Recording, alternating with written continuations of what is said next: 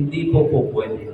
Pag nagmamaneho kayo, dapat po kung ano yung itinuro sa inyo, nung binili ninyo yung motor ninyo, di ba, binibigyan kayo ng orientation, ni Honda, ni Yamaha, ino-orient kayo, di ba?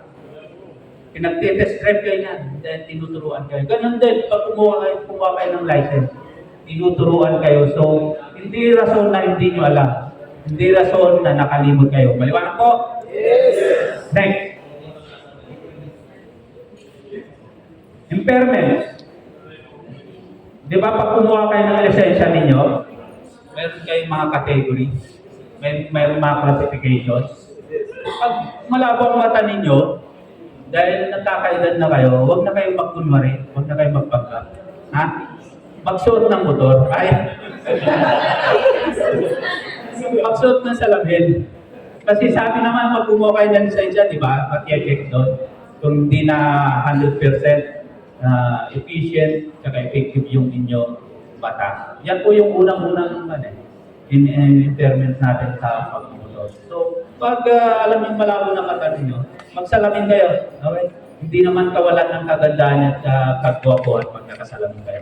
Bagkos, nagpapagagdag pa yan ng api sa isang lalaki at sa isang babae, yung nakasalamin. Okay? Intersection collision. Sabi nga nila, lagi kayong mapagmatyak sa kalsada na nandun yung foresight ninyo. Na pag hindi nyo kabisado yung kalsada, slow down lang. And then, be mindful of sharp curve at saka yung mga cutting corners natin. Diyan, karamihan nagkakaroon ng accident. So, nakita ninyo, sa Marilaki, di ba? Tawag doon sa notorious na intersection doon? Devil's Corner. Bakit? Marami.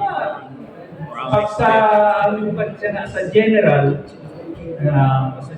rule, pag cutting corners or sharp curve yan, hindi mo nakikita yung incoming traffic. Huwag kayong sumugal. Kakain kayo ng kaliwa, kakain kayo ng kanan. Depende kung nasaan yung sharp curve. Maliwanag po? High speed. Sabi ko nga, hindi kailangan magmadali. Kasi yung pupuntahan ninyo, pag nagmumotor kayo, hindi naman aalis yun eh. Di ba? Galing kayo ng bahay. Punta kayo ng Baguio, magra-rent kayo. Magpapapicture kayo doon sa Lion's Head. Sa ayaw sa gusto ninyo, si Lion's Head, nandun pa rin. Huwag kayo magmadali. Okay? Yes. Bakit? Pag nagmamadali kayo, sabi nga nila, haste makes way. So, pag nagmamadali kayo, mas maraming nasa